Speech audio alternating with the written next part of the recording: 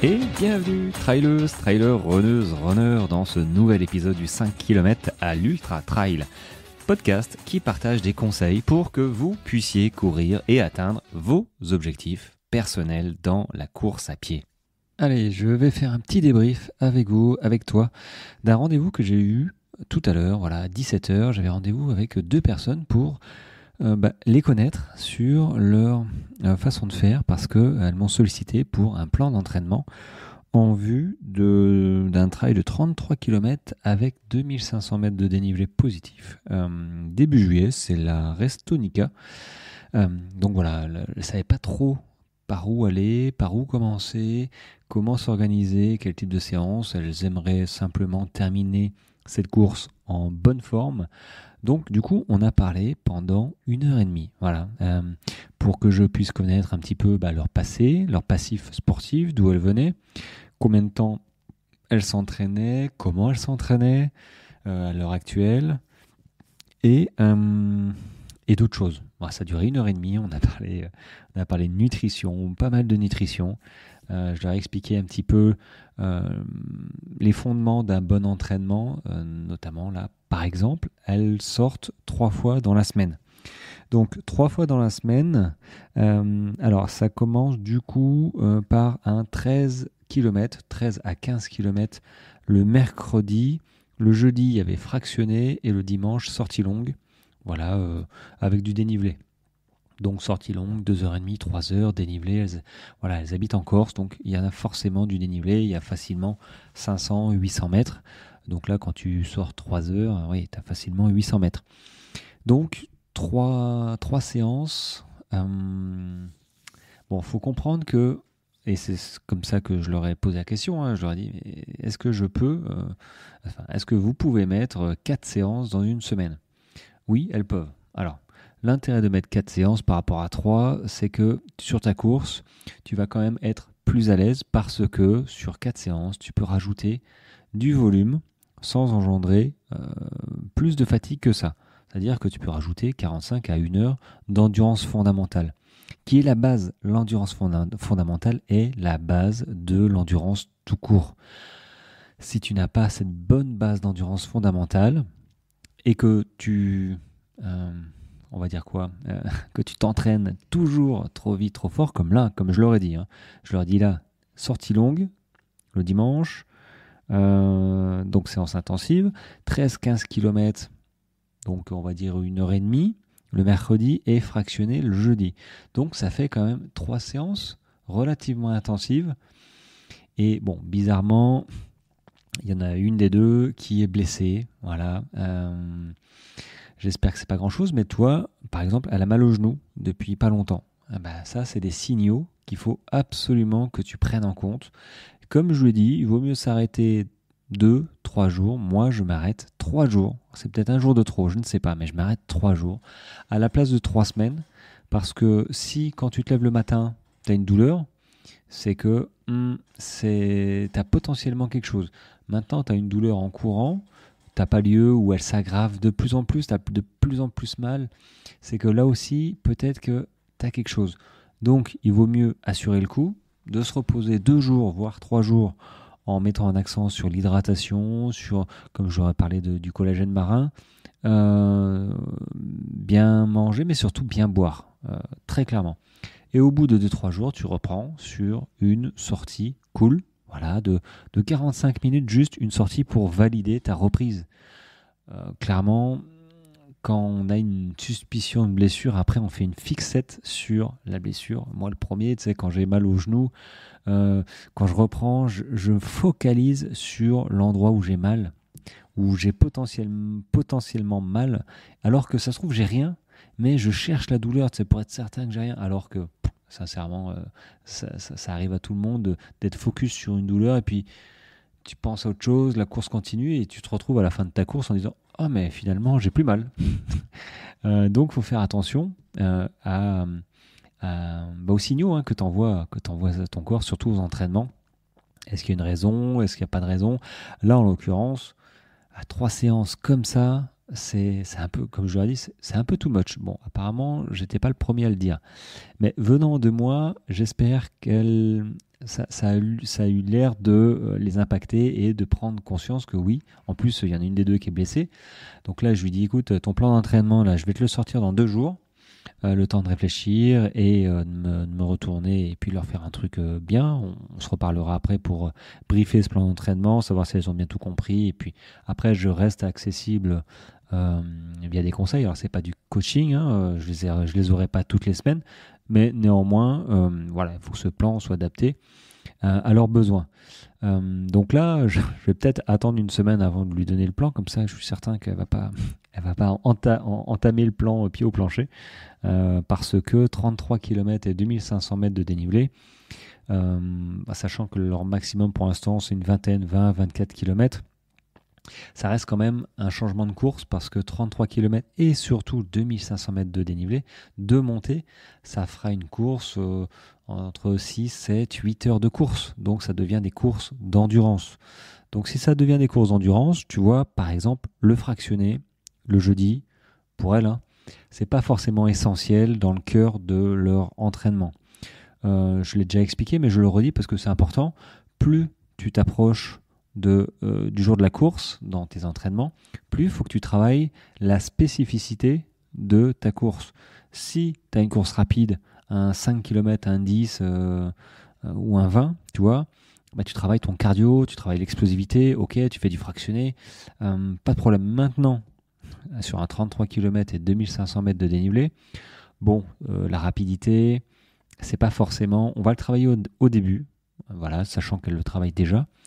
Mais assez rapidement, on va commencer à travailler des séances de côte, on va commencer à travailler du fartlek vallonné, de renforcement musculaire. Faut que je leur ai pas demandé, tiens, je note renforcement musculaire, ce genre de choses, des séances longues, des sorties rando-course, ce genre de choses, tu vois.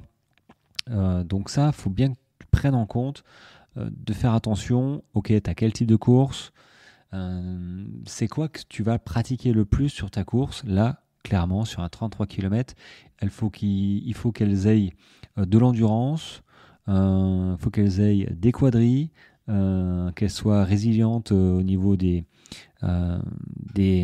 membres inférieurs, qu'elles supportent les 2500 de montée, mais il y a aussi 2500 de descente qui sont encore plus traumatisantes. Donc, il faut qu'elles se renforcent à ce niveau-là. Donc, il faut qu'elles cassent de la fibre. Faut qu'elle laisse le temps de revenir et de se renforcer pour repartir de plus belle. Donc là, j'espère que le plan d'entraînement que je vais leur fournir, elles vont bien comprendre l'intérêt des sorties cool. Parce que je ne te cache pas que sur 3 séances, c'est compliqué de dire ok, tu sors 2 fois cool et 1 fois intensif. Parce que l'endurance fondamentale, c'est 80% de ton volume d'entraînement à la semaine. Donc tu vois bien que sur 3 séances, ça devient tendu. C'est pour ça que je leur ai demandé 4 séances. Est-ce que c'est possible? Elles m'ont dit oui. Donc c'est pas mal. Sur 4 séances, je peux faire 2 séances cool, une séance, tu vois, un petit peu vallonnée, fartlek, et une séance, on va dire, vraiment intensive. Mais bien sûr, il faut adapter tout ça suivant la forme du moment. Comme je l'aurais dit, il y a la préparation elle dure 3 mois. Ben, en 3 mois, il y a des jours où ça ne va pas le faire, il y a des jours où tu seras fatigué, il y a des jours où tu seras malade. Par exemple, si tu n'arrives pas à courir une semaine, c'est pas grave, c'est pas la mort. Donc moi, je te le dis, si jamais tu peux pas courir quelques jours, comme je l'aurais dit, le niveau global commence à diminuer au bout de 2 semaines d'inactivité. VO2 max et compagnie, mais ça commence à diminuer seulement. Tu passes pas de tout à rien. C'est comme les filières énergétiques. Hein. On passe pas des lipides aux glucides comme ça en augmentant la vitesse d'un coup d'un seul. Non, c'est évidemment inversement proportionnel. Enfin bref, on perd pas tout d'un coup. Voilà. Donc évidemment, il faudra qu'elles adaptent le plan parce que je ne pourrais pas le faire pour elles. C'est pas du coaching particularisé, là c'est un plan d'entraînement pour elles, vraiment particularisé, mais par contre je ne pourrais pas adapter toutes les semaines, sauf si elles prennent un coaching évidemment, mais du coup si tout le monde ne peut pas prendre un coaching, ou on n'en a pas besoin ni l'envie, il faut que tu prennes en compte quand même, bah oui, ok, tu as un plan d'entraînement, ok, peut-être que tu as un plan d'entraînement, mais même s'il est particularisé comme le mien, si t'as pas, si tu veux le suivre à tout prix, et c'est bien le problème des plans d'entraînement, on va dire génériques, et même le mien, sans soutien, on va dire. Bon, elles peuvent m'appeler, je leur ai dit, vous pouvez m'envoyer des. Ok, moi je donne des conseils, il n'y a pas de problème, mais en dehors de ça, tu vois, à réévaluer, à donner de la confiance, à dire que c'est pas grave, à faire un boulot, voilà, de mise en condition, de changer un petit peu les séances, ça va être leur boulot, de se dire, ok, là, la séance, je suis hors de forme, bon, je vais juste sortir 35 minutes, ou peut-être pas, je décale à demain, tu vois, ce genre de choses, il faut absolument que tu l'aies en tête. Ok, les plans d'entraînement, c'est les lignes directrices. Voilà, c'est les lignes directrices à suivre. Tu sais que là, tu dois faire de la montée, tu sais que tu dois faire un petit peu de volume, tu dois travailler ta rapidité, ok. Mais n'empêche, tu as une vie, tu as tes tracas, enfin, je veux dire, nos journées sont bien remplies généralement. Et c'est vrai que ce sport est une passion, mais quand même, ça demande du temps. Ça demande vraiment de temps, de l'implication, de la charge mentale. Donc quand tu es un petit peu hors de forme, que ce soit mentalement ou physiquement, adapte ton plan d'entraînement pour que tu sois content et contente du résultat. Comme je l'aurais dit, une séance de fractionné, par exemple, où tu n'es pas dedans, qui demande du travail, enfin qui demande vraiment que tu sois mentalement prêt à en chier, quoi, très clairement, fractionner, c'est pas foufou, quoi, mais c'est vrai que l'intérêt, c'est de transpirer, de se rentrer dedans, et que si mentalement t'y es pas parce que t'es fatigué, psychologiquement, c'est difficile, je trouve, à la fin.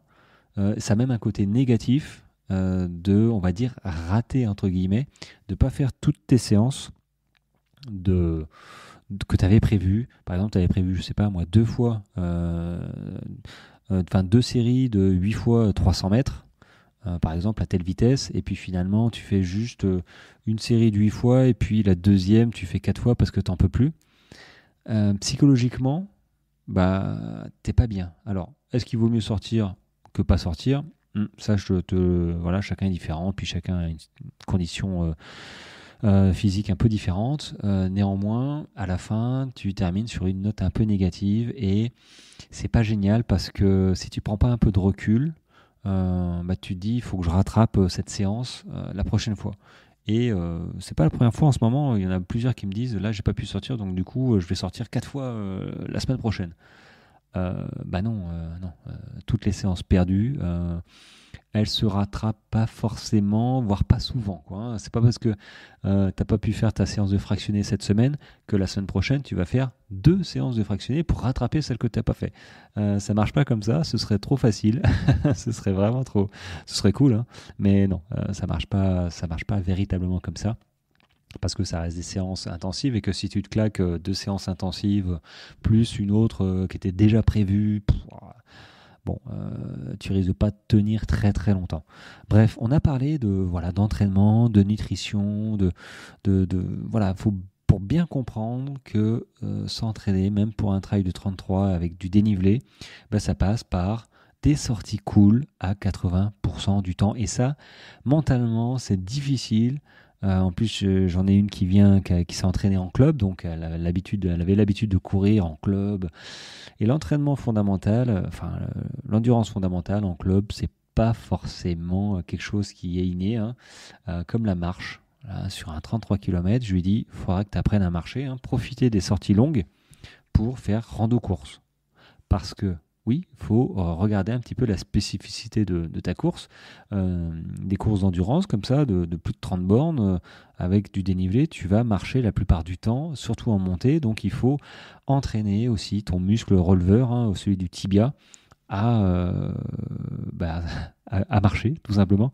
Et qu'une fois que tu es sur la course, que tu n'as pas entraîné ton muscle à marcher, au bout de quelques heures, il commence à congestionner et à cramper. Et si tu commences à avoir une crampe au niveau de ce muscle qui est devant le tibia, en fait, quand tu lèves le pied, il couine, ça fait mal, tu vois, ça pince, c'est horrible. Le reste de la course, c'est un calvaire. Donc ça aussi, ça demande de l'entraînement. Donc on a parlé de tout ça, des bâtons, enfin bref, je voulais simplement te faire partager notre discussion que j'ai eue avec ces 2 dames tout à l'heure. Bon, je ne sais pas ce que tu peux en retirer. En tout cas, voilà, je tenais à faire partager parce que effectivement, si vous êtes nombreux à avoir que 3 séances dans la semaine, mais oui, 4, c'est toujours mieux. Est-ce que vous irez plus vite? Disons que normalement, vous irez pas moins vite.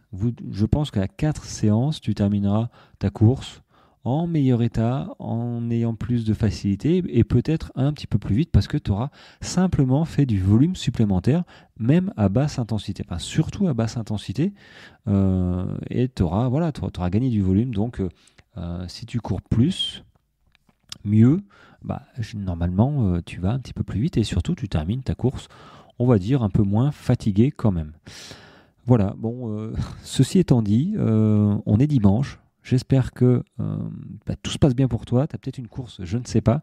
Auquel cas, tu ne m'écoutes pas forcément. Peut-être plus tard. En tout cas, voilà, je mets en place des plans d'entraînement comme ça. Donc, si ça t'intéresse, tu me dis. Je vais créer une page de renseignement juste pour ça. Sinon, tu me contactes par WhatsApp ou Instagram, n'importe, par mail, et tu me demandes. Et puis, je t'expliquerai volontiers.